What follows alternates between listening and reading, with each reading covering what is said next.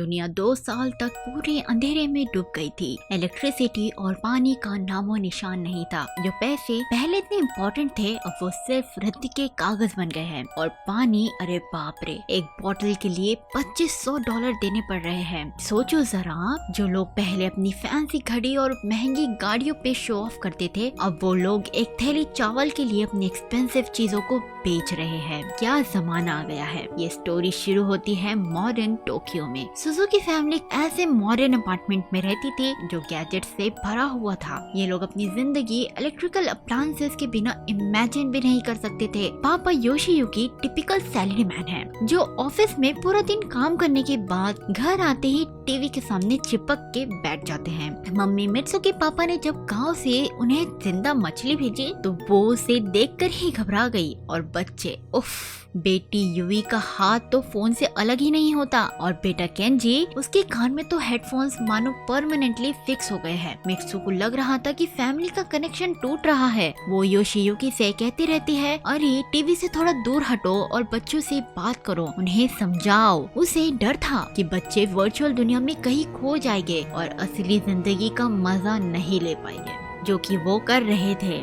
फिर एक दिन अचानक से सब कुछ बदल गया। योशियुकी की नींद खुली पर उसे समझ नहीं आ रहा था कि टाइम क्या हो रहा है। वो बहुत कंफ्यूज था। सारी वॉचेस बंद पड़ गई थी। अपार्टमेंट में इतनी खामोशी थी कि कानों में सुई गिरने की आवाज भी आ जाए। घर के सभी इलेक्ट्रिक अप्लायंसेस और गैजेट बंद पड़ गए। फ्रिज खोला तो उसमें सारा सामान खराब हो चुका था। बच्चों ने जब देखा कि उनकी प्यारी गैजेट्स अब सिर्फ प्लास्टिक और मेटल के पेपर वेट्स बन चुके हैं, उनकी तो चीख ही निकल गई। अभी तो सिर्फ शुरुआत थी। लिफ्ट बंद हो गई तो सीढ़ियाँ चढ़नी पड़ रही है। बाहर निकले तो समझ आया कि पूरा टोक्यो ही पागल हो रहा है। मेट्रो स्टेशन बंद पड़ गए, कार्स और बसेस बेकार पड़ गई, टीन के डब्बे बनकर रह गए क्योंकि पेट्रोल पंप्स ही नहीं चल रहे थे। अब लोग साइकिल चला रहे हैं जैसे ओलंपिक्स में मेडल जीतना हो। Cycle new mode of transport बन चुका है। सभी औरतें जमा होकर डिस्कशन करते हैं। वो कह रहे थे कि ऐसा ब्लैकआउट पहली बार हुआ है, वो भी 20 सालों में। सिर्फ बिल्डिंग या लोकेलिटी नहीं, पूरा एरिया अफेक्टेड है, बल्कि पूरा टोक्यो ही। टोक्यो के बाहर का तो कुछ पता ही नहीं क्योंकि कम्युनिकेशन जो नहीं हो पा रहा था। सभी औरतें कैंडल्स और टिन के फूड के लिए ऐसे भागते हैं जैसे सेल लगी हो। इधर योशियुकी ऑफिस पैदल ही पहुंचता है। ऑफिस में तो हाल बहुत बदतर था। कंप्यूटर्स ऐसे खामोश बैठे थे जैसे उनकी बैटरी परमानेंट डिस्चार्ज हो गई हो। लाइट्स नहीं, एसी नहीं। युवी के स्कूल और केंजी के कॉलेज का भी यही हाल था। मित्सु जल्दी सुपरमार्केट पहुंची। वो कैंडल्स और पानी की बोतल से अपनी ट्रॉली को पूरा भर लेती है ताकि कुछ दिन तो गुजारा हो सके। चेकआउट लाइन इतनी लंबी थी कि मानो कभी खत्म ही नहीं होगी। उसका एंड ही नहीं दिख रहा था। एक भी एटीएम मशीन काम नहीं कर रही थी। क्रेडिट कार्ड्स और एटीएम सिर्फ प्लास्टिक बन के रह गए थे, इसीलिए सभी जगह कैश ही चल रहा था। इधर योशियुकी के ऑफिस में वो और उसकी कलीग पूरा दिन इसी उम्मीद में थे कि लाइट आ जाए। वापस लौटते हुए योशियुकी साइकिल खरीद लेता है इन केस उसे जरूरत पड़े तो, क्योंकि अब सिर्फ साइकिल ही थी जो चल रही थी। रात को पूरी सुजुकी फैमिली साथ में बैठकर कैंडल लाइट डिनर करते हैं। बहुत दिनों बाद पूरी फैमिली साथ बैठकर खाना खा रही थी। नहाने के लिए पानी भी नहीं था क्योंकि वाटर पंप काम नहीं कर रहा था। थैंक गॉड मित्सु ने पहले ही बाथटब भर लिया था जिसे वो इस्तेमाल कर पाते हैं। मित्सु बालकनी में जाकर खड़ी हो गई। वो स्टार्स और आसमान की खूबसूरती को निहार रही थी जो आज साफ साफ दिख रहे थे, वरना सिटी की लाइट्स में तो वो कहीं खो ही जाते थे। जल्द ही पूरी फैमिली बालकनी में आ गई और स्टार्स को देखने लगी। उन्होंने कभी इससे पहले ऐसे स्टार्स को नहीं देखा था। तीसरा दिन आ गया और लाइट्स का कोई अता पता नहीं। मित्सु को कपड़े हाथ से धोने पड़ रहे हैं। उसके हाथ तो ऐसे दर्द कर रहे थे जैसे जिम में हेवी वर्कआउट किया हो। योशियुकी के ऑफिस में उसका बॉस सभी एम्प्लॉइज से कहता है कि जब तक इलेक्ट्रिसिटी वापस नहीं आ जाती घर पर ही रहे। उसका कहना था कि अभी इन हालातों में सबसे ज्यादा जरूरी है खुद की जान की हिफाजत करना। योशियुकी मानने को तैयार नहीं था कि टोक्यो में रहना खतरे से खाली नहीं है। वो अपने सवालों के जवाब जानने के लिए बॉस के पीछे पीछे चल देता है, लेकिन ये क्या, बॉस तो खुद ही अपनी फैमिली के साथ टोक्यो छोड़ के जा रहा है पानी की तलाश में। सिचुएशन सच में खराब हो चुकी थी।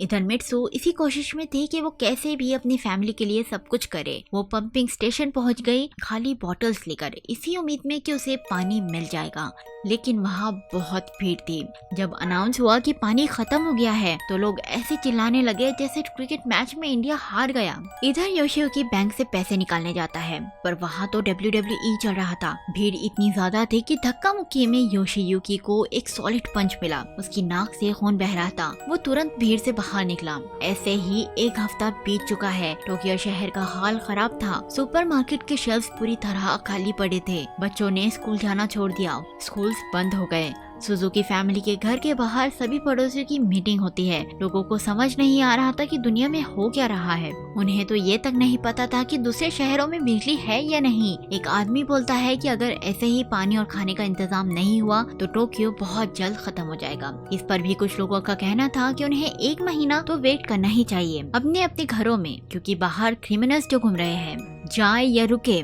कुछ लोग बोल रहे थे अरे सप्लाईज आ जाएगी, वेट करो। दूसरे कह रहे थे कि भाई टोक्यो अब स्लोली मर रहा है। सुजुकी फैमिली में एक बुढ़े पड़ोसी की डेथ हो गई। तब उन्हें लगा कि अब टाइम आ गया है, यही सही वक्त है, निकल जाना चाहिए। उन्होंने डिसाइड किया कि वो कागोशिमा जाएंगे। वहाँ मित्सु के फादर रहते हैं। योशियुकी ने प्लान बनाया कि वो लोग साइकिल से एयरपोर्ट पहुँचेंगे और फिर फ्लाइट से कागोशिमा। यूई को ये आइडिया बिल्कुल पसंद नहीं आया। वो बहुत अपसेट थी कि वो लोग कागोशिमा जा रहे हैं। उसके लिए तो कागोशिमा एक ऐसी जगह है जहाँ सिर्फ गाय भैंस बदबू रहती है। मतलब उसे गाँव नहीं पसंद था। उसे तो शहर की आदत है, लेकिन अभी उसके पास कोई ऑप्शन नहीं है, इसीलिए वो मान जाती है। उसने अपने कपड़े पैक कर लिए। केंजी अपने गैजेट्स भी पैक कर लेता है ताकि उन्हें साथ ले जा सके। उसे अब भी यकीन था कि इलेक्ट्रिसिटी वापस आ जाएगी और फिर सभी गैजेट्स फिर से काम करेंगे। फैमिली ने अपना सारा कैश इकट्ठा किया, इंक्लूडिंग मित्सु की सीक्रेट सेविंग्स जो वो कब से जमा कर रही थी। सुबह सुबह वो लोग निकल पड़े बिना किसी को बताए और बिना किसी की नजर में आए। अगर कोई उन्हें ऐसे भागते हुए देख लेता तो प्रॉब्लम खड़ी हो जाती। योशियुकी अपनी बेटी को डांट लगा देता है क्योंकि वो फिट नहीं है, पर उल्टा यूई कहती है कि सबसे ज्यादा अनफिट तो आप ही हो पापा।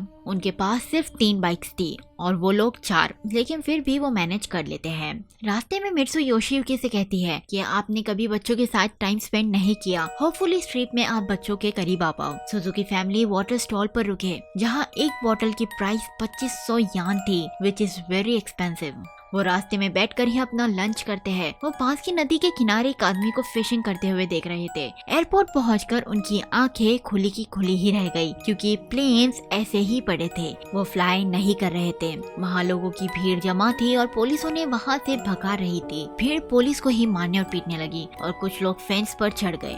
सुजुकी फैमिली को समझ आ गया कि यहाँ उन्हें कुछ नहीं मिलने वाला। वो लोग वहाँ से निकल लेते हैं। रात गुजारने के लिए वो लोग एक होटल में रुके। डिनर के वक्त यूई कहती है कि उन्हें वापस लौट जाना चाहिए, पर योशियुकी डिसाइड कर चुका था कि वो लोग बाइक पर ही कागोशिमा जाएंगे। ये सुनकर यूई बहुत अपसेट हो गई। कंट्री के दूसरी तरफ जाना, वो भी बाईसाइकिल पर, बहुत मुश्किल है, बट उन्हें ये करना ही होगा। अब उन्हें इतने लंबे सफर के लिए मैप और सामान भी चाहिए, एक और बाइक, पानी और खाना। अगले दिन यूई और केंजी सुपरमार्केट से बच्चों की बुक से मैप ले लेते हैं। उन्हें पता चला कि कागोशिमा इतना दूर है कि उन्हें पहुंचने में तकरीबन 1 महीना लग सकता है। इधर उनके पेरेंट्स दूसरा सामान जमा कर रहे थे। वो देखते हैं कि एक लोकल राइस बेचने वाली औरत के पास बाइसाइकिल पड़ी हुई थी। ये औरत पानी के बदले चावल को बेच रही थी, इसीलिए योशियुकी ने उससे एक पानी की और 2 वाइन्स की बोतल का सौदा किया और बदले में चावल की एक बोरी और साइकिल ले लिया। वो लोग यहाँ से अपना सफर शुरू कर देते हैं। जल्दी वो लोग एक नए शहर पहुँच गए। वहाँ भी इलेक्ट्रिसिटी नहीं थी।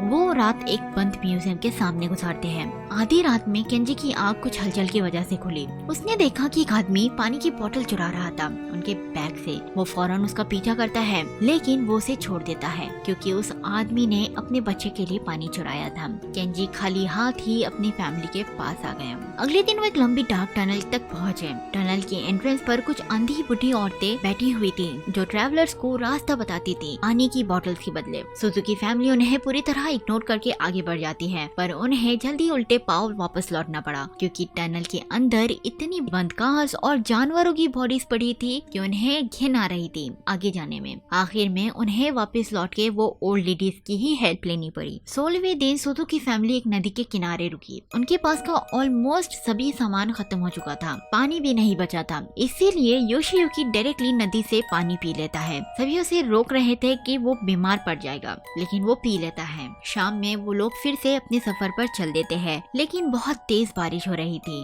और तूफान के बीच वो लोग अटक गए।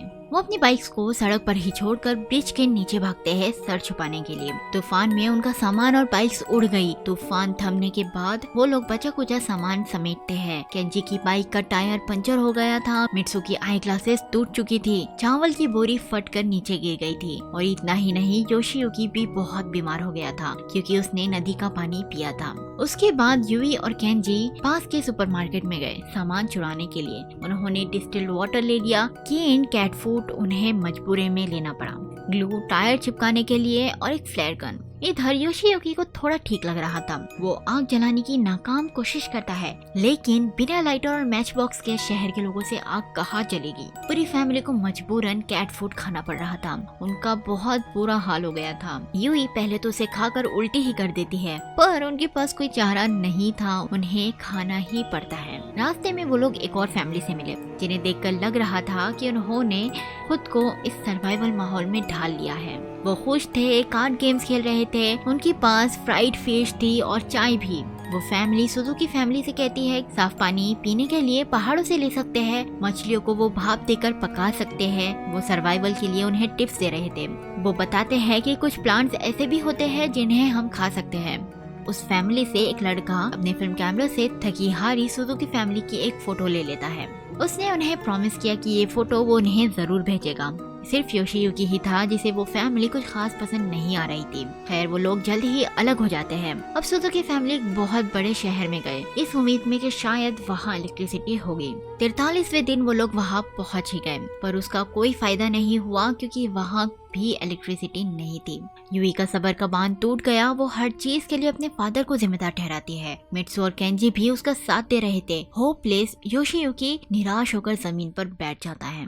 थोड़ी देर बाद वो लोग एक बड़े से एक्वेरियम की तरफ बढ़े। वहाँ के वर्कर्स एक्वेरियम की सभी फिशेस वगैरह को बांट रहे थे क्योंकि खाने के लिए कुछ नहीं बचा था। एक लंबी लाइन में खड़े होने के बाद भी सुजुकी फैमिली के हाथ कुछ नहीं आता। योशियुकी तो एक वर्कर के पैर पड़ने लगा कि एटलीस्ट बच्चों को तो खाना दे दे, पर सच में कुछ नहीं बचा था। 67वें डे पर वो लोग एक गांव में पहुंचे। एक मोटे ताजे पिग को देखकर वो रुक गए और उसे पकड़ने लगे। बहुत कोशिश के बाद योशियुकी ने पिग को मार गिराया, बट बुचर कैसे करना है उन्हें नहीं पता था। तभी एक ओल्ड फार्मर टकान-सान वहाँ उनके पास आया और उसने पिग का बचा हुआ काम किया। वो उन्हें उसके घर ले जाता है और कई दिनों के बाद सुजुकी फैमिली पानी पी पाती है उस फार्मर के बोरवेल से। टकान-सान ने उन्हें बताया कि उसके पास कई पिग्स थे जो फार्म से भाग गए और अगर वो लोग उसे पिग्स पकड़ के ला देंगे तो उसके बदले में वो उन्हें वहाँ रहने दे सकता है। सुजुकी इसको मजबूरन हाँ करनी पड़ती है। उसके बाद टकान-सान ने उन्हें बहुत अच्छा खाना खिलाया। खाना खाते हुए वो लोग रो रहे थे। कई दिनों बाद, बल्कि कई हफ्तों बाद उन्हें ऐसा खाना मिल रहा था। खाने के बाद वो सभी टकान-सान को बुचरिंग करने में हेल्प करते हैं। पहले तो उन्हें ये करने में घिन आ रही थी, पर धीरे धीरे वो सब सीखने लगे और मजे करने लगे। उन्होंने पूरा दिन काम करने के बाद रात में नहाने का आनंद लिया। टकान-सान उन्हें पहनने के लिए अच्छे कपड़े भी देता है। रात में मित्सु ने योशियुकी का हाथ पकड़ा। वो पिछली सभी बातें भुलाकर उसे माफ कर देती है। एक हफ्ता बीत चुका है। सुजुकी फैमिली अभी भी टकान-सान के साथ ही रह रही है। वो सभी चीजें अच्छे से सीख चुके हैं और हर काम में टकान-सान का हाथ बटाते हैं। उन सब की और टकान-सान की बहुत अच्छी बॉन्डिंग हो गई थी। टकान-सान तो उन्हें हमेशा के लिए अपने साथ रहने के लिए कहता है, बट योशियुकी को ख्याल आया कि मित्सु के फादर कोकोशिमा में उनका वेट कर रहे हैं, तो उन्हें वहाँ से जाना होगा। रास्ते में ले जाने के लिए टकान-सान ने उन्हें बहुत सारा मीट दिया और सामान भी दिया और वो उसे गुड बाय कहकर फिर से अपने सफर पर निकल पड़े। उन सबका बॉन्ड पहले से काफी ज्यादा मजबूत हो चुका था। 3 दिन बाद वो एक नदी के किनारे पहुँचे। उन्हें उस पार जाना था, पर नदी पार करने के लिए कोई ब्रिज या पुल नहीं था। योशियुकी वहाँ पड़े लॉक्स की मदद से राफ्ट बनाने लगा। बाकी सब भी उसकी मदद करते हैं राफ्ट बनाने के लिए। राफ्ट बनने के बाद पहले पूरी फैमिली नदी के उस पार जाती है कुछ सामान लेकर। यूही और मित्सु नदी के उस पार रुक गए। केंजी और योशियुकी ने फिर से साइकिल लाने के लिए उस पार चक्कर लगाया, लेकिन तभी आधे रास्ते में बहुत तेज बारिश होने लगी। राफ्ट भी टूट रही थी और उस पर रखी साइकिल्स नदी में गिर रही थी। योशियुकी कुछ सामान और साइकिल्स बचाने की कोशिश में नदी में अंदर चला गया और फिर गायब हो गया। बारिश थमने के बाद केंजी को राफ्ट का कुछ हिस्सा और योशियुकी का विग मिला। वो लोग समझ गए कि अब योशियुकी नहीं रहा। वो सब बहुत रो रहे थे योशियुकी को याद करके। 94th डे पर यूई, मित्सु और केंजी कोगोशिमा के रास्ते पर थे। वो एक रेलवे ट्रैक की मदद से आगे बढ़ रहे थे।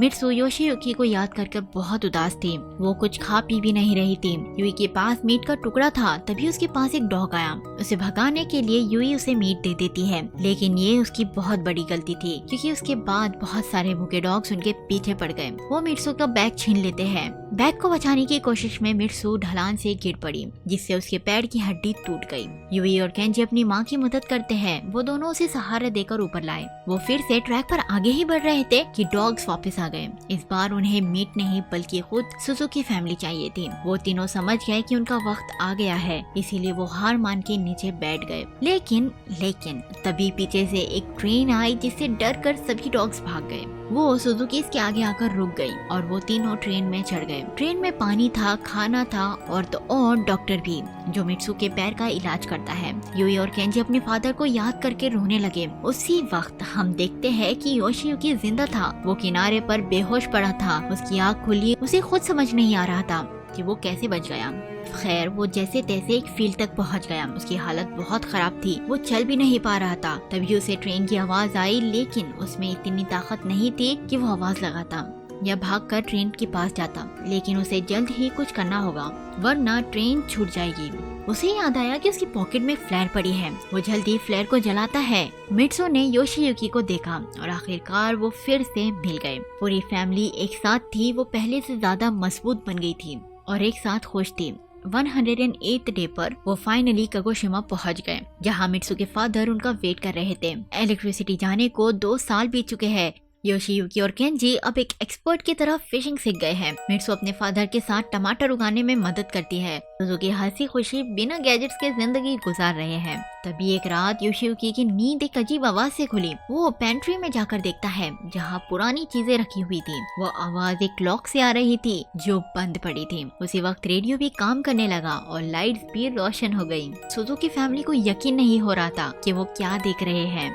कुछ दिनों बाद वो फिर से टोक्यो लौट जाते हैं। लाइफ अब पहले जैसी हो चुकी है। टीवी चैनल्स बस एक ही न्यूज चला रहे हैं कि 2.5 साल पहले बिना वजह की लाइट चली गई और वो क्यों आ गई आज तक नहीं पता चल पाया। पर सुजुकी फैमिली इस बीच अपनी लाइफ को बैलेंस करना सीख गई है।